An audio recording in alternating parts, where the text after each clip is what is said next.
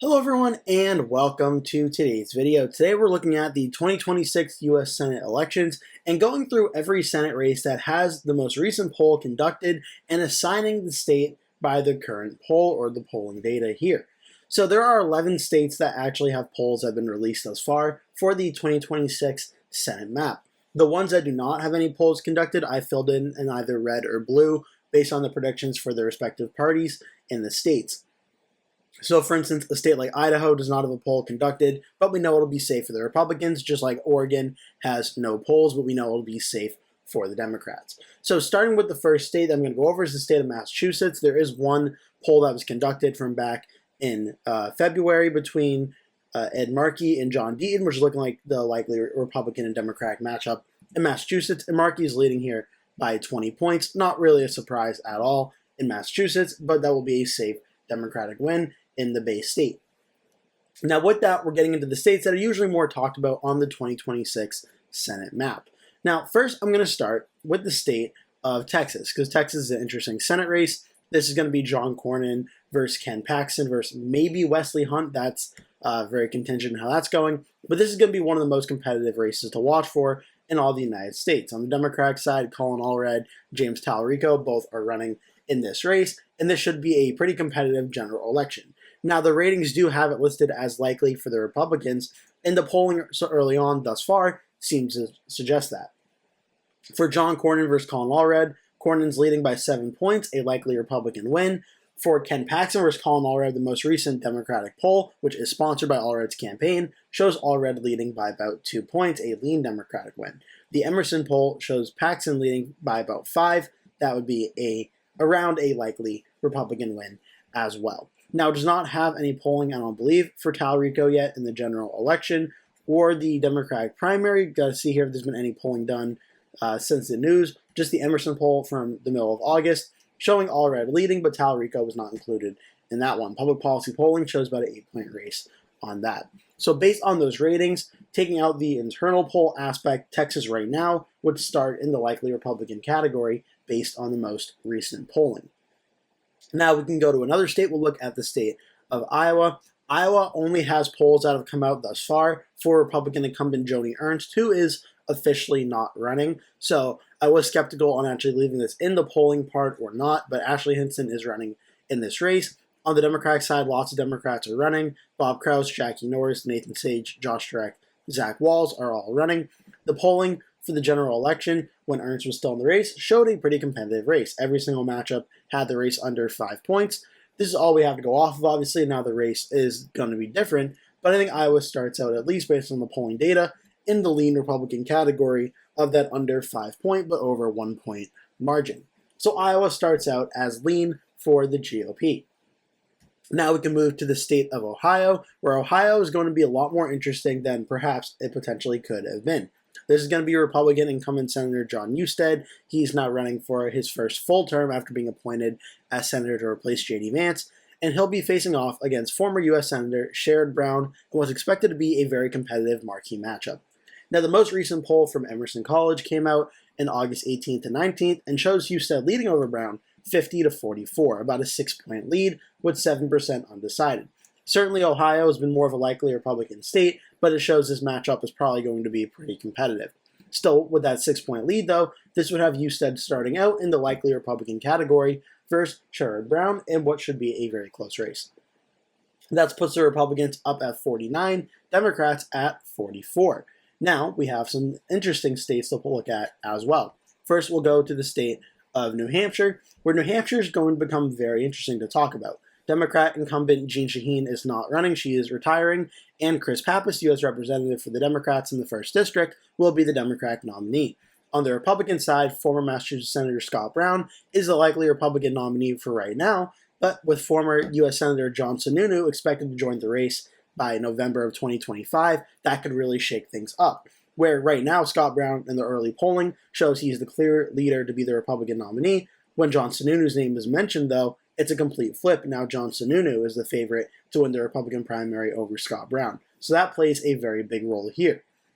The ratings are all lean Democratic at this current point in time. For Pappas versus Scott Brown, Pappas is leading by 10 points in the most recent poll. That's about a likely Democratic win. In that St. Anselm poll, this was a coefficient Republican pollster. For the St. Anselm poll, it was 48-37, an 11-point lead for Pappas. Now, Sununu has not officially joined this race yet, but if he does, it shows to be a lot closer, though it has been done by two Republican-aligned pollsters, showing a 3-point race and a 2-point race, both very competitive with a lot of undecided votes. So until Sununu joins the race, we're going to go with Scott Brown versus Chris Pappas, where it would start New Hampshire out into the likely Democratic category based on the recent polling.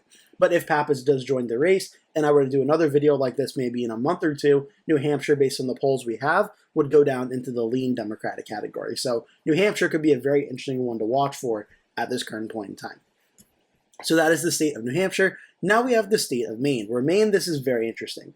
This is Republican incumbent Susan Collins. She's facing off against potentially a lot of Democrats that are currently running, including maybe the current governor in Janet Mills. There hasn't been much general election polling done. In fact, there's only been one poll from the Democratic pollster Public Policy Polling, which is affiliated with the Democratic Party. So obviously their numbers are certainly going to show Democrats doing much better than they probably will. And it is aligned with the candidate, Dan Cleven, as well. So my usual rule of thumb is I shift about 5 points in the opposite direction of the poll towards the opposite party when it's partisan like this one. So for Susan Collins in this case, I think that 35% to 44, about a 9-point margin, would go down to around a 4 to 5 point margin. But even still, the Democrat, based on this poll, would still be leading in this race. So even with that shift in mind, the Democrat would still be leading by about a lean Democratic margin in the state of Maine. Now we're going to move to the state of Alaska, where Alaska is a Senate race that would not usually be competitive, but could be this time around, due to the fact that former U.S. Representative Mary Peltola could be running on the Democratic side. Now, as for the polling in this race, the only hypothetical polling is Dan Sullivan versus Mary Peltola. The most recent poll from Alaska Survey Research shows about a 5-point lead. Now, like with Sununu, we don't know for sure if he'll be entering the race. We don't know for sure if Mary Peltola will be entering the race, but this is the only polling data done for this one. It also shows Sullivan leading by a just around likely Republican margin. So for the sake of this video, we're going to put Alaska into likely Republican for right now, though again, like New Hampshire, we'll have to wait and see on if that specific candidate decides to enter the race. Now we're going to go to the state of Nebraska. Nebraska is an interesting one because due to the fact that it's not usually competitive, but Republican U.S. Senator Pete Ricketts is facing off against independent Dan Osborne, who ran a very competitive race in 2024.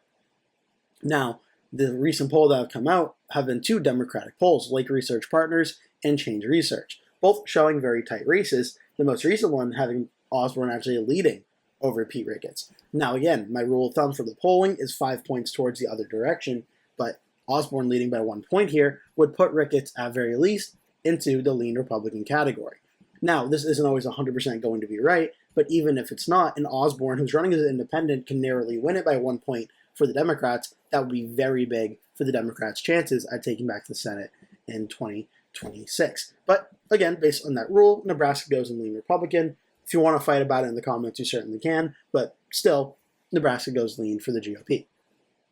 Now we're going to go to the state of Michigan. Michigan, one of the 3 main battleground seats thus far for 2026, and the polling for this one in this open race, now that Gary Peters is retiring, is showing a pretty competitive fight, with Haley Stevens versus Mike Rogers right now, based on the early polling data, the most likely matchup on the Democratic side, with Stevens leading in the first 3 polls, and it shows a very tight race. Stevens leading over Rogers by about 2 points in that poll, 1 point over Rogers in the Glenn Garrett group poll from May, while Rogers leads over El Sayed and Rogers over McMorrow as well. So this one could get very close and is looking like to be very close, but right now, based on that early poll, we have the Democrats starting out in the lean Democratic category. Now we have North Carolina. North Carolina is going to be a very interesting race as well. That former Democratic governor of North Carolina, Roy Cooper, is running in this race. Tom Tillis, U.S. Senator, is not running.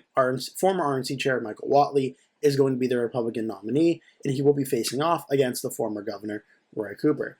And what the general election is looking very close, and a lot of early polling thus far shows a very close race with Roy Cooper, the Democrat, leading in this race. Now, right now, the most recent poll from Harvard Polling, which again is a Republican-aligned pollster, shows Cooper up 4 points over Michael Whatley. Democratic poll before that from Change Research shows Cooper leading by about 7 points. But this is going to be a very close race in actuality, but right now, Roy Cooper, that's the governor's map, Roy Cooper is currently leading by a lean Democratic margin in North Carolina based on that poll.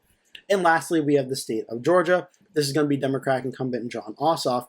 He'll be facing off against potential Republicans who are running in this race. Now, the three most notable are Buddy Carter, Mike Collins, and Derek Dooley. The early polling thus far shows a pretty tight race with Mike Collins narrowly leading over Carter and Dooley at this current point in time. The most recent polling as well has shown Ossoff with a lead over most of the Republican candidates. Now, the most competitive matchup has been Collins versus Ossoff, where the most recent Republican Quantus Insights poll shows a tied race with a lot of undecided vote.